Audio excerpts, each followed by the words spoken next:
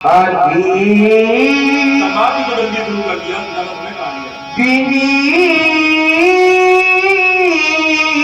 और ये भगवत कृपा बेटा ऐसे महापुरुषों पर की अनुकूल है वातावरण जाने तक बना रहे। आप देश में मना रहे थे। हाँ कितने वर्ष है?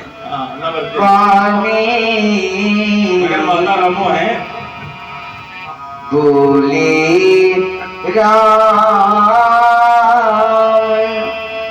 जुग पानी। हे देवता, अभी तक मेरे लक्ष्मण के द्वारा जो आपके प्रति अनुचित शब्द प्रयोग किए गए, मैं उन अनुचित शब्दों के लिए आपसे क्षमा मांग रहा हूँ। तुम्हें सप्तम से अष्टम तक की यात्रा करनी है, इतना समय लेना है। इसको बता दें भाई, गौरव की बात तो जरूरी है। अष्टम तो पहुंचाएगा, वीर कुछ करेगा ना उसमें अष्टम तक में। पहले अगर तुमने चर्चा की होती। हाँ भाई, किसी की बात आप ही कहते हो कि छोटों का मान रखो हमेशा। कभी छोटे जो कहते हो कर दो, भले तुम्हारा नुकसान हो जाए। हाँ, क्या कहना चाहते हो? लक्ष्मण बालक है, लक्ष्मण की बातों पर आप ध्यान न दें। भगवान सुना नाथ तुम सहज सुजाना और बालक बचनों करिए नहीं काना। तुमने कहा बालक के वचन पे कान न करें। अब हम तुमसे ये जानना चाहते हैं कि बालक के वचन पर कान क्यों न करें? है ना, क्योंकि बररे बालक एक स्वभाव। तुमने उत्तर दे दिया कि बालक के वचन पे कान क्यों ना करो, तो तुमने उत्तर दिया बरैया और बालक का एक स्वभाव होता है। तो हम संत हैं, तो संत का ऐसे बालकों के प्रति क्या व्यवहार होना चाहिए? हीना संता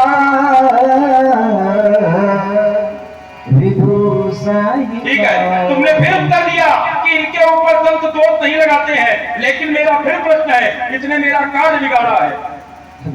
जहाँ पर आप अपने अपराधी को ढूंढ रहे हैं, वहाँ पर आपको आपका अपराधी नहीं मिलेगा भगवान, क्योंकि लक्ष्मण ने आपका कोई काज नहीं बिगाड़ा। भगवान ते ही नहीं कछु काज बिगाड़। तो अपराधी को होगा ये मेरा अपराधी मैं नाथ तुम्हारा। तुम भरी समाज में कह रहे हो अपराधी तुम हो। अगर अपराधी तुम हो तो अपराधी के प्रति क्या व्यवहार करना चाहिए? कृपा को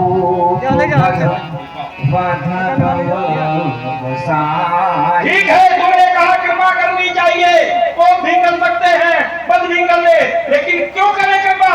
मुंह पर करिए दास की नाम। नहीं नहीं नहीं, इन सब बातों से मेरा रोष नहीं जाने वाला। ऐसी बातों से मेरा क्रोध शांत नहीं होगा। कहीं सुबह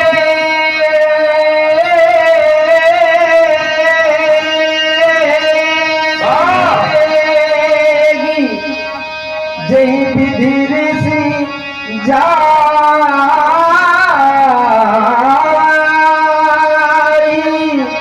जय विधि सी जाई तो मुनि नायक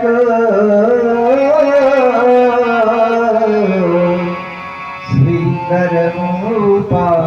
कह मुनिराम, कहे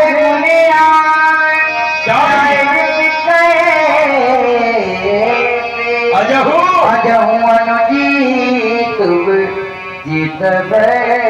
शत्रुबंधन नाम तुम्हारी वाणी को सुनकर के मेरा क्रोध करना चित्त शांत भी हो जाए। लेकिन देखो अपने भाई की ओर, देखो हट जाओ, हट जाओ।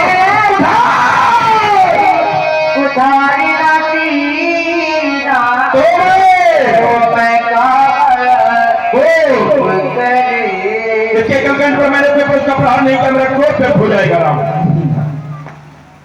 आप क्या करना चाह रहे हैं? आप मेरे प्राणों से प्यारे भैया का मेरी मृत्यु की समझ वध कर देंगे ना? यदि आप मेरे भैया का वध कर देंगे तो मैं अयोध्या कौन सा मुख लेकर के जाऊंगा? अरे प्रभु, जिस समय मैं अयोध्या जाऊंगा और माँ ये श्रवण करेगी कि उसका राम आ गया है, तो दौड़कर मेरे समीप आ जाएगी और हमें अपने हृदय से लगा लेगी।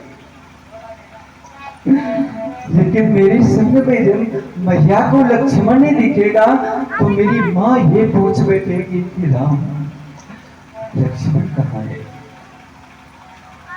भगवान, तो मैं अपनी माँ से ये कह दूंगा कि आपके लक्ष्मण का श्री परशुधर के फर्ज के द्वारा वध हो गया। भगवान, जिस समय माँ ये श्रवण करेगी कि उसके लक्ष्मण का वध हो गया तो मेरी माँ का हृदय फट जाएगा और यही कहेंगे अयोध्या के लोग कि निकाल दो इस हत्यारे राम को इस अयोध्या के बाहर। अरे इसने तो अपने पीछे अपने भाई का वध करवा डाला। भैया के वध का कलंक लेकर के मैं इस संसार में कैसे जीवित रह सकता? भगवान, कैसे जीवित रह सकता? सुना रहा हूँ माँ के उन अनमोल वचनों को जो माँ ने चलते समय कहा। सुनिए ना। सुना मैया ने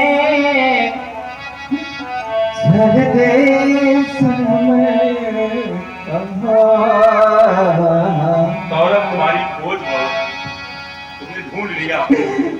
हे रामो वचन मन सुन लेना,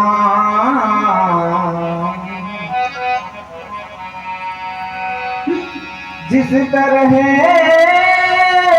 लक्ष्मण को लिए जाते हो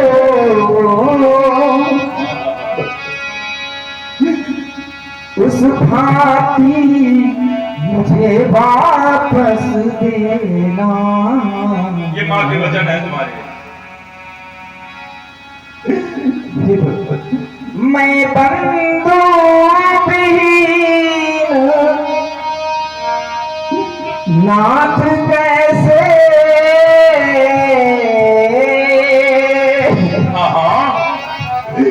अरे सोना कुल अवध सिधाऊंगा।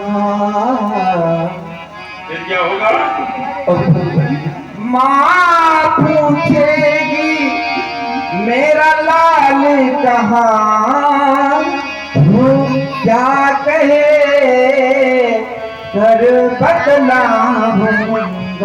और मैं आपको भगवान श्री राम जी की वाणी जो कि हृदयदाही है और प्रभावित हो रहे हैं इस करुणामयी वाणी से हमारे मंडल के मंडलाधीश भाई सौरभ रघुवंशी जी आपकी ओर से 50 श्रद्धाचरण परमात्मा प्रभु श्री राम जी के पावन चरणों में व्यक्त है।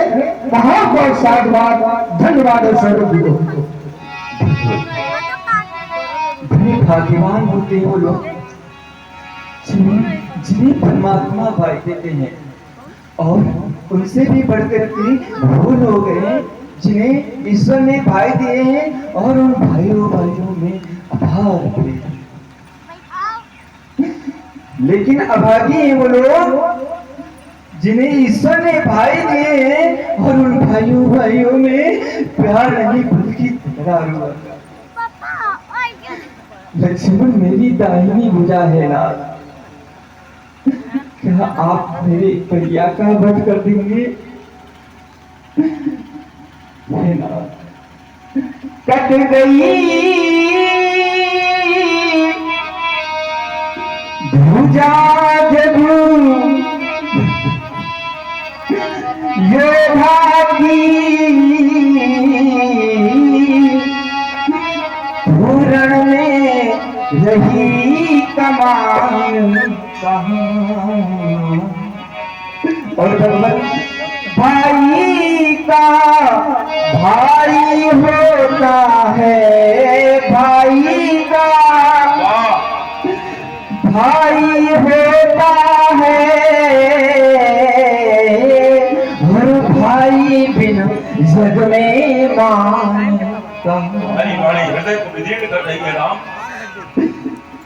लक्ष्मण अपने भैया के प्राणों की आग से भीख मांग रहा हूं। मेरे भैया के प्राणों की भीख दीजिए भगवान। भिखारी मांग रहा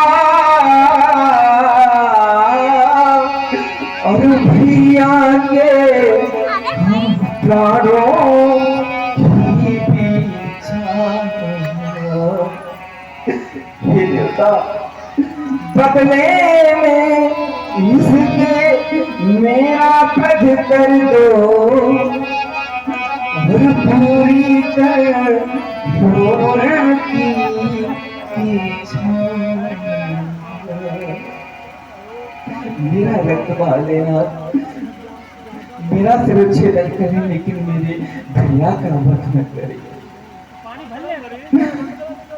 माँ की ममता कितनी अनमोल होती है। मेरा मन आपसे हट करके पुनः माँ की ओर चला जाता है। माँ की गोदी का तो पुत्र रत्न होता है।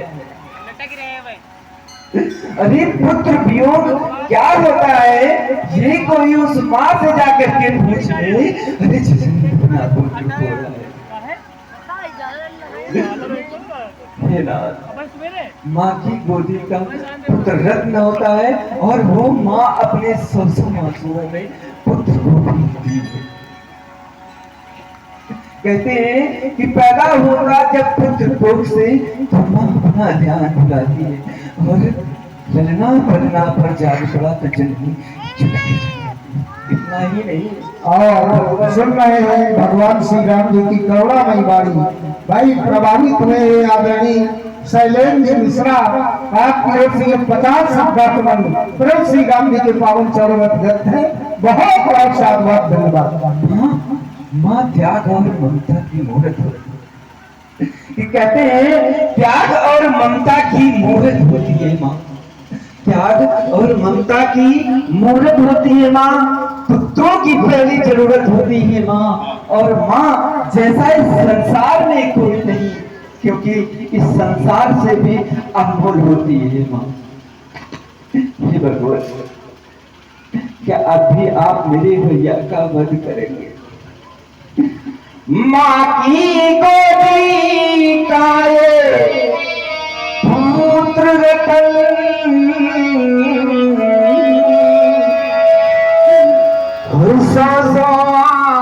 सोने फलता है। अगर तो कष्टों से सींच सींच तब संतप का गिरवा फलता है।